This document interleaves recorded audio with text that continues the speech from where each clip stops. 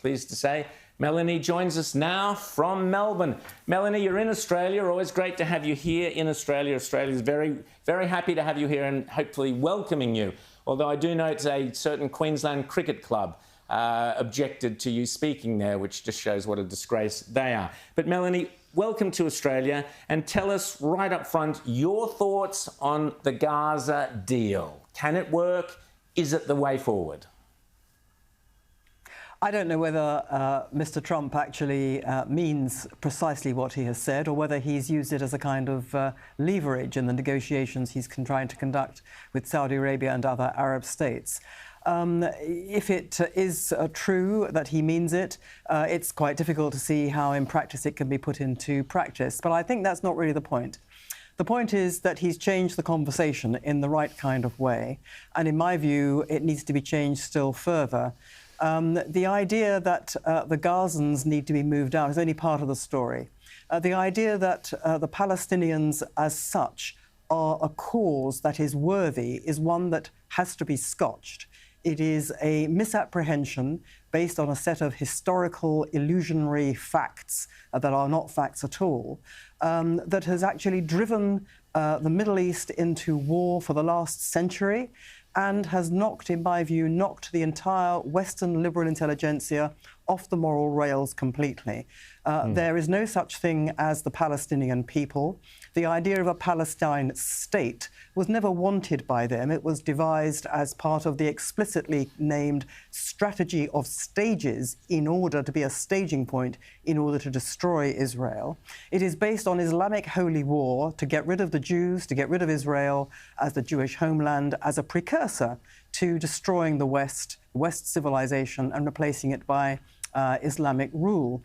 And consequently, the adoption of the Palestine cause has distorted everything. Basically, what's happened for the last 100 years is that the West has rewarded Palestinian genocidal aggression against the State of Israel and against the Jewish people by promises that they will have a state of their own, by telling them in terms that they're entitled to a state of their own.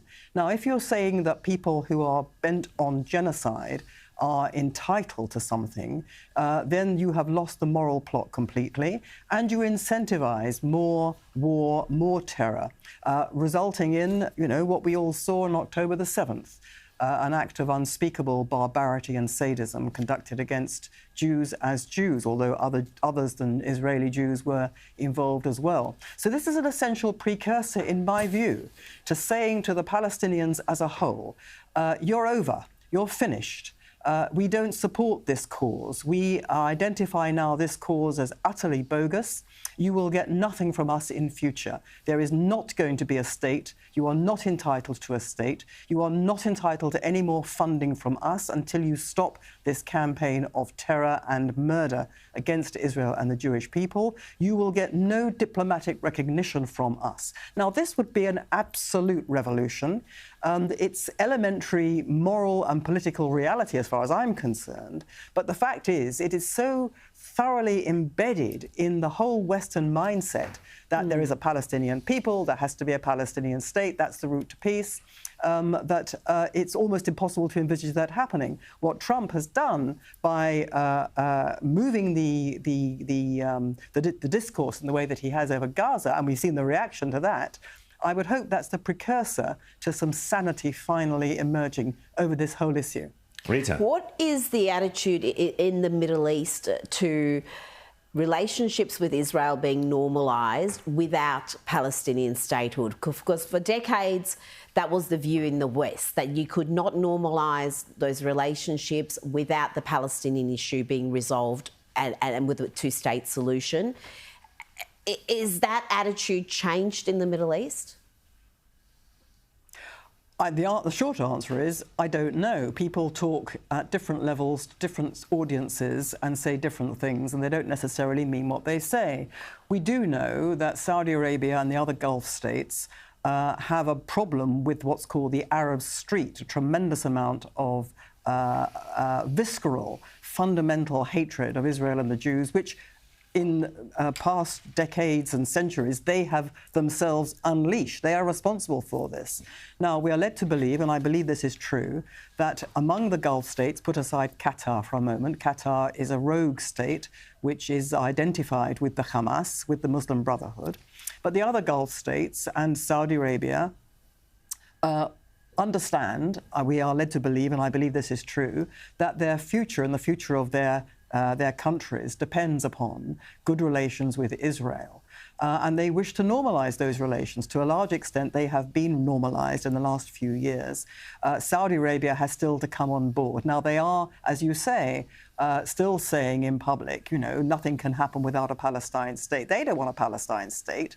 They hate the Palestinians, the Palestinian Arabs. The Arab world loathes and detests the Palestinian Arabs. They don't want them anywhere near them. The only people in the world who support the Palestinian Arabs are the Western liberals, unfortunately. Unfortunately for us, that the Western liberals support them. So, you know, I don't believe that they want a Palestine state. The Saudis and the Gulf states would understand that a Palestine state would be a threat to themselves. So, you know, they have to say this. Now, I think that they want, you know, they want to see the people of Gaza and the territories of what's called the West Bank, Judea and Samaria. They want to see them treated decently. They don't want to see them, you know, abused in any way. But on the other hand, I think that they would be open to a settlement of this whole issue, which falls short of a Palestine state, and would accommodate them in other ways. Well, Melanie, I want to just get back to something you just said a moment ago about Western liberals and they're being the ones who really support the Palestinian cause the most. And I mean, we've seen it in London, we've seen it across the cities, you know, here in Australia and the United States. You know, they actually don't just seem to support the Palestinian cause, but also seem to have a fair bit of sympathy, if not encouragement, for Hamas. Is this part of a kind of a suicidal urge on the part of the left and a sort of self-hatred of the Western civilization that brought them the liberties that they enjoy? And is there a sort of a strange kind of weird perverse pleasure they take in sort of supporting people who would treat them just the same way as they treated these Hamas captives that we've seen released under the most horrific circumstances every week? Well, I think this is absolutely to the point, and it is indeed the point of my book, which Rowan very kindly mentioned, The Builder's Stone, which is published just in the middle of last month, that one can't understand the behaviour of the Western liberals on this matter unless one understands it in the context of the all-out onslaught mounted by the Western liberal intelligentsia over many decades against the whole idea of Western civilization, which we're told, you know, was born in the original sins of colonialism and oppression and white privilege and all the rest of it. And that belief has led to an onslaught on all the institutions, the core institutions that keep the cultural show on the road, the education system, the traditional family, the very idea of the nation, and on its fundamental moral values. And one of the results of that onslaught has been the doctrine that says of cultural relativism, the doctrine that says that you cannot say that Western civilization is any better than any other, and therefore you cannot criticize any other civilization or any other culture, such as the Islamic world, such as the whole of the developing world, because if you do, as a Westerner, criticize it in any way and hold it responsible for its misdeeds, you are guilty of racism. And so the Palestinian Arabs have been perceived in this way to be the victims of colonial oppression by Israel. This is a complete lie. It is actually Arab colonialism against which Israel is fighting. The intention by the Palestinian Arabs to take over Israel, to exterminate the Jewish homeland and turn it into an Islamic state. But to the Western liberal mind, this is actually resistance. They are entitled to resist what the Western liberal perceives as Israeli colonialism by a resistance movement of which the Hamas is one. And so it is a complete moral deformation of the Western liberal mind based on what they're doing to their own countries. You know, this whole idea of victim culture in our own countries, in Australia, in Britain, in which people who purport to be the members of a victim group, they define themselves as victims and they define everybody else as an oppressor.